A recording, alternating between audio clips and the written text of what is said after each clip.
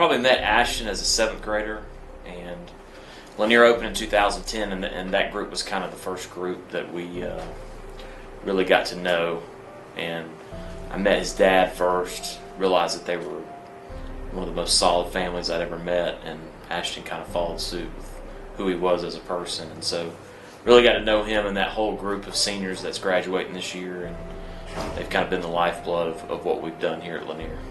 Ashton is just one of those great kids. It's been a joy to raise him because he's one of those kids that you never really have to tell him to do anything. He's so focused and determined, and he has goals set for himself. He comes home, he hits the books on his own. We don't have to tell him to study. And anything he puts his mind to it, he's going to do it 100%, whether it's football or helping out with leadership or whether it's in his schoolwork. Ashton is extremely selfless in everything he does. It's never been about him. And I think we fight a battle that is worth fighting, especially in football, but I think in just high schoolers in general, where they're told it's all about them. And he defies that. And his example is a great example for others to follow on the football field, off the football field, and in the classroom as well. Ashton seems to be, just as a student at Lanier High School, very serious for the most part, very straightforward, all about the business. He has a quite funny sense of humor and very playfulness once you get to know him, or once he opens up to you. You watch him walk down the halls, there's just no effort to it. You watch him play football, it's just kind of effortless. And when people look at him, they just see that. He's a very fine-tuned athlete, runs really well, but is deceptively strong in everything that he does, and had a really good career for us here at Lanier. He was really good. I mean, just to put it bluntly, he was a really good football player. Well, Ashton had a great junior year sharing his running back position with Tario Fuller, and coming out of that, he was going to have his chance to be the number one running back. And we really, we're looking forward to Ashton just having a great year and doing the best he could, and maybe even seeking more scholarship opportunities by his athletic play on the field. But, of course, he got hurt in his 3rd game of the season, and that kind of turned things a little bit different and had a little change of view. When the play happened and I saw Ashton go down on the field, my prayer was at the time is that he would get up and walk off of the field. So when they gave him a minute, the trainers ran out, and he got up, he walked off the field. I was sort of relieved. I was like, okay, my child can walk at that time. And I just wanted to continue to just believe that it was going to be all right, and that he was going to be all right, and that he was going to recover. My main concern was Ashton's mental capacity. I was wondering how he was going to take this, because we all found out the Monday following that game at Flowery Branch, right up here on the football field, and I told him, I got the call from the doctors, and they said his ACL was completely torn, which meant that was the end of his senior season. Felt really bad for him as an individual, especially for a young man that it's never been about him. It's always been about his teammates.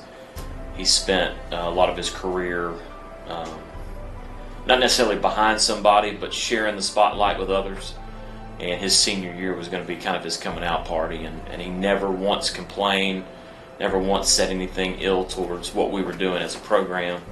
Was always happy for the other folks that were sharing the limelight with him. And then so to go down in Game 3, it really makes you realize that this game is not promised, and nothing in life is promised, but it's how you respond from that that's extremely effective. And I think what he's shown in his response, you never wish an injury upon a kid, but we needed that as a team. We needed that as a school. Mentally, what was that going to do to him? Because you had a kid that we've known since he was in the 7th grade, and you watch him, how hard he's worked to get to this point to be a senior, and how was he going to handle being done with his high school career. I've known how hard he works at things, and it was never a, will he be able to come back? It's just, is he going to be able to come back in the time frame that the doctors say it's going to take him? Is he going to have the patience to be able to wait that long for something like this? Honestly, when I got word, I thought it was a joke, and that might have been maybe my disbelief, or my belief in the kid that something like that wasn't going to happen to somebody that stood for such as Ashton does. But that's part of the game, and I think it's a great life lesson. but more importantly, how he handled it showed his teammates that it's not about you. You're never promised another, play or rep, and your response to that's a big deal. He came back out like the next day after he found out about this injury and kind of just said, what do I need to do now? And, he had the surgery, and he has, I'm not a doctor. I don't know if he's ahead of schedule, but I watch him walk around and I see the things that he does, and I, feel like he's going to be able to play again next year. His attitude throughout the recovery process has been amazing. I would think that for anybody, something that you look forward to your senior year, and then all of a sudden to have it ripped away, taken away from you unexpectedly, would be tough and difficult to work through. The emotions and the physical changes as well, but Ashton has been very resilient. He never stopped being a team player. Ashton came to every practice afterwards. Ashton did everything he was told to do by the trainers prior to surgery, and so when he went into surgery, he was ready for it, and he did everything he needed to do after surgery. But through all of that, Ashton probably only missed a week out here with his teammates. But he came out and he was at every practice, he was at every game rooting the guys on, and I think that helped me, it helped him, it helped our family recover from this devastating injury. I don't know if it impacted the team as much as it did the coaching staff. I'd be lying to say that the coaching staff wasn't affected a little bit. Watching Ashton sit out his senior year, it definitely hurt me because, him being one of my best friends, it was hard to actually not be able to see your best friend get a chance to play, and he was looking to have the opportunity to go to college, and luckily he committed to Air Force before he tore his ACL, and it was just a hard season for everybody. It was definitely heartbreaking. Watching Ashton sit out was one of the toughest things I've done, and it was hard for him and for the whole team. If anybody loved the game, it was him. He loved the game more than anybody else, and it was devastating for the whole team, especially since how far we went and how far we could have gone if he had stayed. It took us a little bit to bounce back from knowing that here's a kid that has done so much for our program, and now he's done.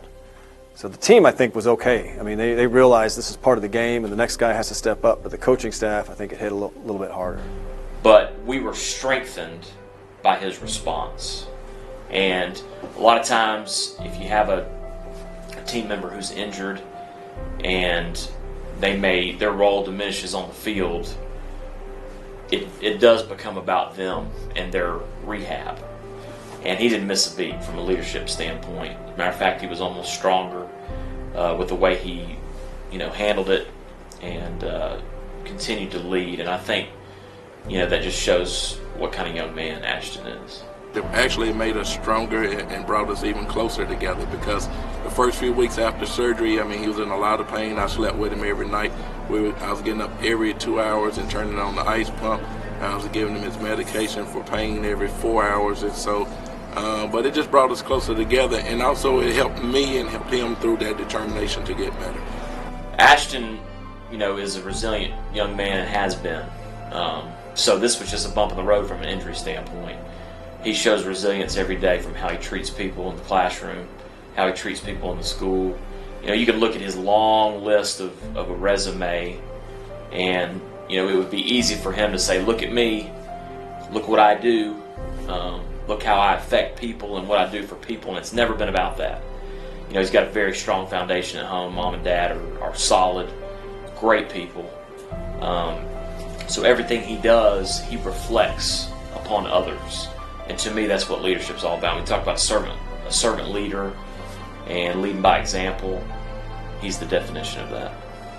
He's got a great opportunity to go to the Air Force Academy, and regardless, obviously football's on the table, but regardless of what happens with football, and he's going to do really well football-wise, he's setting himself up for extreme success. I hope that, when he gets to the Air Force Academy, that, even though everybody knows it's a tough place to be and to graduate from, that, he gets through everything that he has to get through, and that he graduates from there, and that he goes on to be successful. And he kind of laughs at this, but I'm pretty serious about it. I'm going to vote for him for president one day. I mean that. That's the kind of kid he is. And I think our country needs a person like Ashton Barnes, to be honest. What I'm most proud of Ashton about is the fact that he's a leader, and that he doesn't he tries to stay positive in everything. He doesn't let normal things that kids get into, he doesn't get into. And that's what I really like about Ashton. I mean, he's going to always try to be a leader. He's going to always try to help somebody. And he's loyal. Once he sets his sights on things and determination on things, he's going to go 100% about it. I don't think it's one moment. You know, on the field it would be, you know, winning back-to-back region championships with his team. And that's kind of, I think that would be his answer also. Once again, reflecting on the guys that he's with and his teammates more than himself.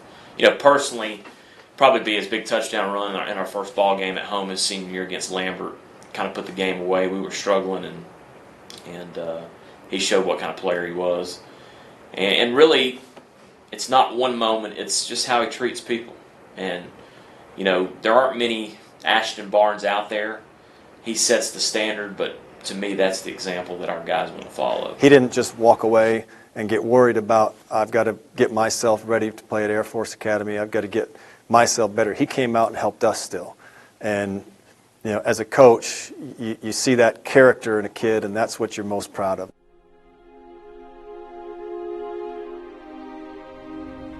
Let me tell you something you already know.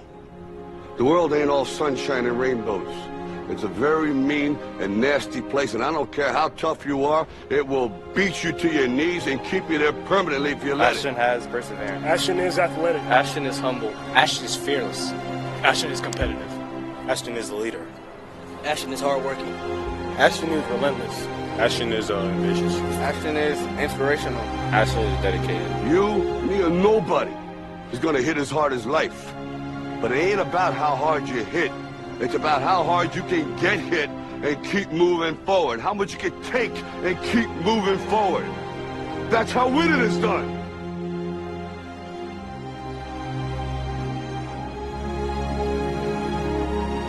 Longhorns ready! Longhorns ready! Hook him! Hook him! Longhorns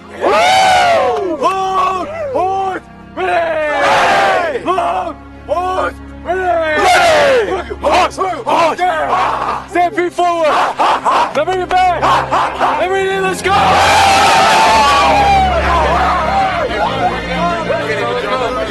Longhorns on 3. 1, 2, 3. My name is Ashton Barnes. I'm a senior here at Lanier High School, and this is my Longhorn life.